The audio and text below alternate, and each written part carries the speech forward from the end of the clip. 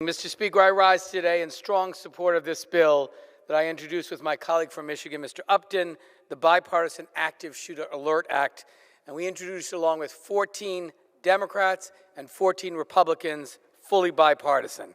This bill is a common-sense piece of public safety legislation that police have asked for over and over and over again, and we are past due in delivering to them, and it's so clear that they need it.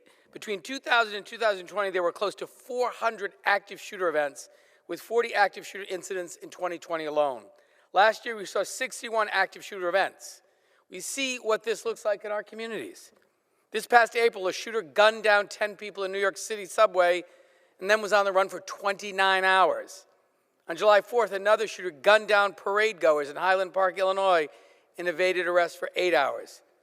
And those are just two examples of most recent ones. This doesn't even include the shooters that were at large for hours and hours in Midland and Odessa in 2019, in the Atlanta, Georgia area in 2021, in Kalamazoo, Michigan in 2016, and in too many other life and death situations for our communities. Active shooter emergencies have become so common that we barely even register them anymore. We've become numb to them and starting to view them as statistics. We cannot let this become normal. And law enforcement can't and won't get used to these horrific incidents because police are the ones who have to respond to every single shooting. And we left them to turn to platforms like Twitter and Facebook to let the public know there's a shooter out there. And that's why law enforcement organizations from all across the country are asking for this bill. Enough is enough. We want to talk about supporting our law enforcement? Give them what they ask for. Stop acting like you're experts about responding to active shooting. They are. They risk their lives every day doing it. This bill creates and makes available to local law enforcement an Amber Alert-like program for active shooter events. It will provide departments with cutting-edge technology to send notifications to our smartphones and to let communities know if there's an active shooter in a certain area. In addition to this system, the bill calls for the development of best practices so that departments know how to send alerts in the most effective and safest way possible. But we already have this type of alert infrastructure available at the federal level. Let's maximize its potential to save lives and give officers the tools they need to keep their communities safe.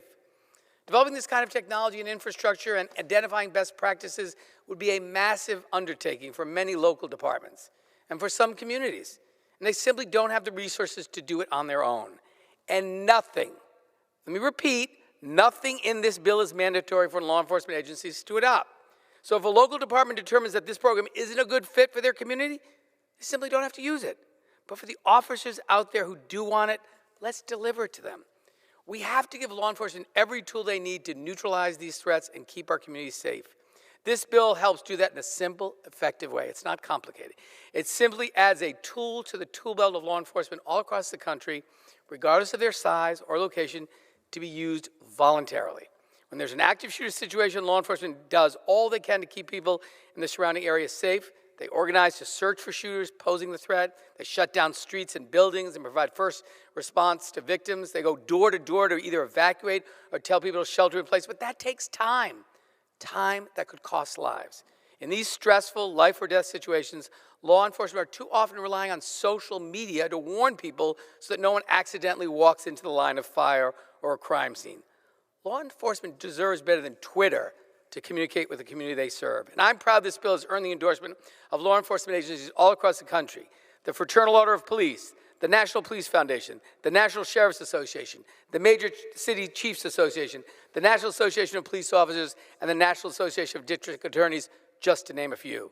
There's been resounding bipartisan support. I want to thank all of my colleagues on both sides of the aisle who have supported this common sense measure.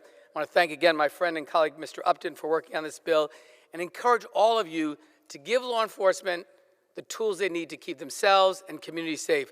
Do not listen to these nonsense about trying to take people's guns or give the Biden Justice Department more. It has nothing to do with that. It's about alerting people when there's a dangerous active shooting happening in their community so we can save people's lives. Plain and simple. I thank the chairman for his leadership, and I yield back.